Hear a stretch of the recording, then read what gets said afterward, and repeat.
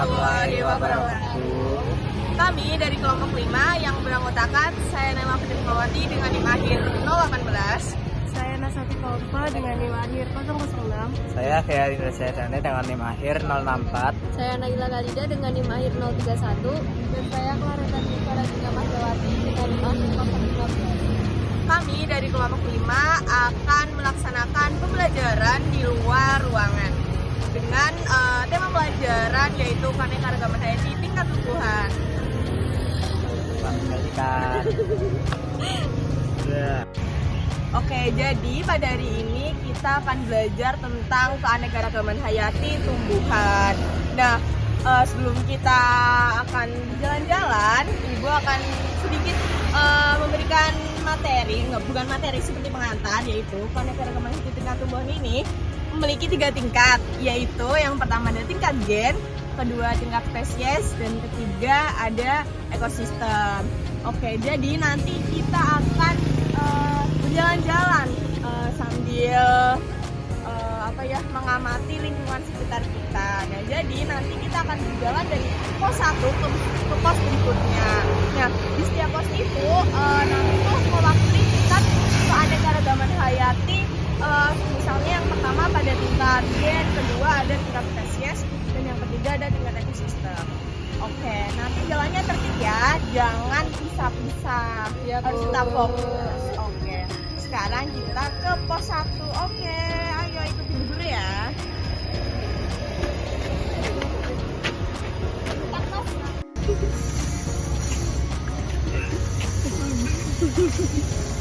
Oke, halo anak-anak. Halo. Selamat datang di pos 1. Wah, pos apa Ibu itu? Coba tebak pos apa? Apa ya? Pos gen. Betul, di sini adalah pos dari variasi genetik.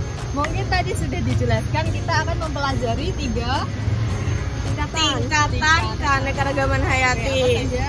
Ada gen, ada spesies, ada ekosistem. Oke, nah sekarang kita akan belajar mengenai variasi genetik pada tumbuhan. Nah, anak-anak, di sini Ibu meminta kalian untuk coba mengamati di tanaman di sini. Nah, ini dari variasi genetik kalian bisa mengamati apa sih bedanya. Di sini misal ada bunga yang berwarna putih dan juga ungu. Nah, anak-anak coba bisa diamati dan diidentifikasi apa perbedaannya sehingga menghasilkan warna yang berbeda.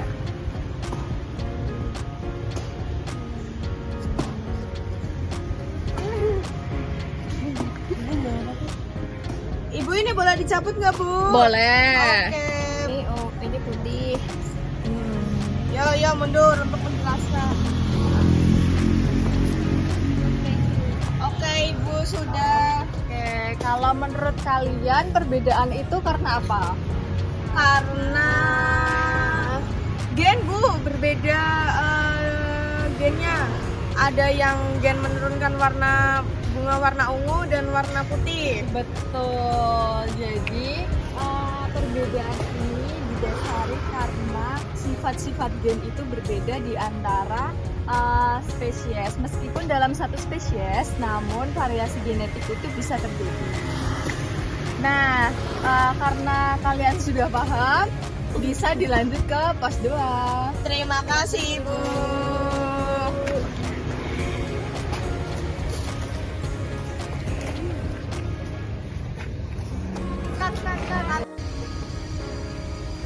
Halo Ibu. Halo anak-anak. Selamat pagi semuanya. Pagi. Oke, jadi di sini udah banyak nih tumbuhan berkayu. Ada yang bisa tebak gak? Ini merupakan tingkat keanekaragaman hayati apa? Spesies Bu. Ya, dulu. Ya benar Dante, spesies. Oke, jadi di sini ada berbagai jenis tumbuhan berkayu. Kalian boleh maju dulu ke sini. Oke. Untuk pohon yang pertama di sini ada pohon apa? Pusaran orang. Atau nama ilmiahnya? Polarena pubescens. Oke. Ya, jadi di sini bisa dilihat ya dari struktur kayunya. Di sini masih tergolong kecil dan bentuk daun yang juga kecil. Kecil Ibu. Dan berwarna hijau muda. Mungkin bisa lanjut dulu ke sini, ada pohon. Anting putri. Oke, atau nama ilmiahnya? Ya, Oke, jadi di sini bisa dilihat dari struktur batangnya, lebih kecil yang ini atau yang ini? Lebih kecil yang Oke, terus kita bisa lanjut dulu ke pohon berikutnya, ke sana. ini. Bukan. Yang ini ya anak-anak. Ya, jadi ini ada pohon tali jiwa atau nama ilmiahnya ada yang tahu? Kopsia Kopsia arborea. Oke, walaupun ditutupin tetap bisa jawab ya. Betul, kan kita sudah Oke, belajar. pintar banget. Jadi di sini batangnya lebih Besar. dibanding yang dua Yang tadi. tadi. Oh. Nah, bisa dilihat perbedaannya ya dari bentuk batang, dari bentuk daun. Walaupun sama-sama tumbuhan berkayu, tetapi memiliki ciri khasnya masing-masing. Nah, nanti Ibu akan memberikan LKPD untuk meningkatkan pemahaman kalian. Jadi nanti kalian masing-masing mengidentifikasi dari perbedaan ketiga pohon ini. Oke, bisa dipahami? Oke, paham Bu. Berkelompok atau mandiri Bu? Mungkin bisa dikerjakan berkelompok saja. Oke, siap Bu. Terima kasih Bu.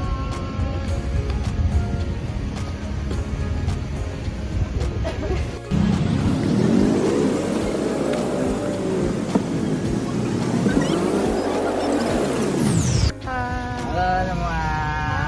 Nah, sekarang kita sudah sampai di pos 3. Yeay.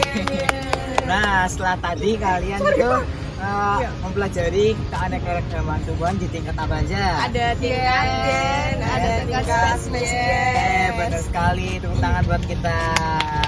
Nah, jadi di pagi ini kita akan mempelajari keanekaragaman tumbuhan di tingkat ekosistem. Nah, seperti di contoh yang tempat kita datangi ini merupakan ekosistem kebun dan kolam. Nah, ini bisa dilihat ini contoh ada tumbuhan yang berkayu, juga di sini ada tumbuhan-tumbuhan rumput. Nah, dan juga ada tumbuhan-tumbuhan semak gitu ya anak-anak. Iya, Nah, selain tumbuhan di sini juga ada kolam. Nah, tapi Ikan apa Pak? Lele. apa ya, ikan emas guys, tapi lagi tidur ini kayaknya ya. Waduh, sayang sekali kita nggak bisa lihat ikannya. Nah, selain itu tumbuhan itu di ekosistem itu memiliki peran yang sangat penting. Nah, contohnya itu udara yang kita hirup ini menghasilkan oksigen. Nah, kan? Nah, kita harus bisa menghargai dan bersyukur karena kita hidup di bumi itu ada tumbuhan. Nah, selain itu tumbuhan juga bisa menjadi sumber makanan buat kita. Contohnya kayak makan apa? Makan kangkung. Nasi, kangkung. Nah, itu kan dari tumbuhan semua. Nah, oleh sebab itu tumbuhan bisa dimanfaatkan sebagai sumber makanan. Dan itu tumbuhan juga bisa dimanfaatkan sebagai tempat-tempat tinggal untuk serangga dan juga hewan. Mau bertanya Pak? Ya, apa? Kan di Singapura ada lumut, itu termasuk ekosistem. Iya, termasuk ekosistem. Selain tumbuhan-tumbuhan yang besar, lumut itu juga termasuk tumbuhan. Nah, tapi tumbuhan yang mikroskopis sampai yang kecil. Oke, baik Pak. Terima Pak kasih. mau tanya, Ya. kan tadi lumut itu lumut kan bagian dari ekosistem. Nah, kalau lumut itu terjadi blooming, itu nanti efeknya Mempengaruhi. terhadap ekosistem itu bagaimana? Ya, kalau jumlahnya terlalu banyak tentunya bisa menyebabkan ekosistem itu rusak ya. Misalkan kan di sawah itu banyak hama, tentunya padinya akan rusak kan. Betul. Nah, seperti itu juga kalau banyak lumut yang jadi ini misalnya sawahnya ada hijau dikit ya, mungkin kebanyakan lumut juga gitu ya. Oke, sampai di sini di pos 3 kita lanjut ke pos berikutnya. Oke, let's terima go, kasih Bapak.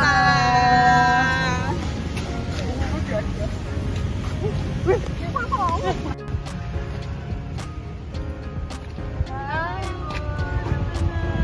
Tadi sudah belajar apa saja? Tadi sudah belajar banyak banget. Di kedepannya itu akan ada suatu ancaman atau tidak? Ada. Ada Ya. Oke, betul sekali ya. Ancaman yang nyata ini sudah terpampang ya di belakang kita semua. Ini merupakan disfungsi lahan atau pembukaan lahan. Jadi disfungsi dari yang namanya ekosistem kebun ya. Kita biasa di sini kan ada tumbuhan-tumbuhan gitu kan. Ini dialihfungsikan sebagai bangunan. Nah, kira-kira selain disfungsi lahan, ada ancaman apa lagi anak-anak? Jadi sering penebangan pohon. Ya betul Pak. Secara liar itu juga termasuk ancaman bagi ekosistem yang ada di lingkungan sekitar kita maupun kitanya akan berpengaruh terhadap dunia kita ya anak-anak. Sekarang kan juga lagi marak-maraknya climate change. Kalian tahu kan apa itu climate change? Perubahan iklim. Oke, betul sekali. Nah, kira-kira perubahan iklim apa saja yang kalian rasakan? Sekarang semakin Panas, iya betul, semakin panas. Untuk mengurangi hal tersebut, kalian biasanya melakukan hal apa? Misalnya untuk bepergian, kalian pakai motor kan ya? Iya betul. Itu merupakan salah satu dampak dari Nah, itu jadi polusi udara ya. Kalau bisa kalian dari sekarang bisa mengurangi menggunakan yang namanya kendaraan bermotor. Kalau misal ada pembukaan lahan seperti ini kan pohonnya berkurang. Ya. Nah, itu bagaimana solusinya? Karena kalau ini kan ditanamin sudah tidak memungkinkan karena lahannya udah berkurang. Oke, bagus sekali pertanyaan Naila ya. Jadi untuk mengatasi permasalahan tersebut, kita dapat melakukan cara yaitu dengan konservasi secara efektif. Ada dua tempat untuk melakukan penanaman. Contohnya itu ada rumah botani, kemudian ada greenhouse, dan juga ada mengenai tentang fotosyntesa. Ini bukan dari kalian sendiri. Apa yang bisa kalian tarik dari seluruh rangkaian kegiatan pembelajaran kita, mulai dari tadi yang pertama apa? Dan yang terakhir ini tentang ancaman yang ada pada ekosistem. Itu salah satu. Jadi di siang hari ini kita mempelajari keanekaragaman di 3 tingkat, yaitu tingkat UN, tingkat spesies, dan juga tingkat ekosistem. Nah, di tingkat ekosistem ini tentunya nanti akan menghasilkan tantangan-tantangan seperti ada pembukaan lahan, kemudian ada penebangan pohon secara liar yang harus diberikan solusi. Salah satu ancaman seperti pembukaan lahan ini bisa diberikan solusi dengan penanaman ex situ. Oke, sudah semuanya menjawab. Kalian sangat hebat saat aktif. Nah, terima kasih ya sudah bersama dengan Ibu mengikuti pembelajaran di luar ruangan ini. Untuk pembelajaran selanjutnya akan diberitakan lagi. Terima kasih anak-anak. Terima kasih, Bu.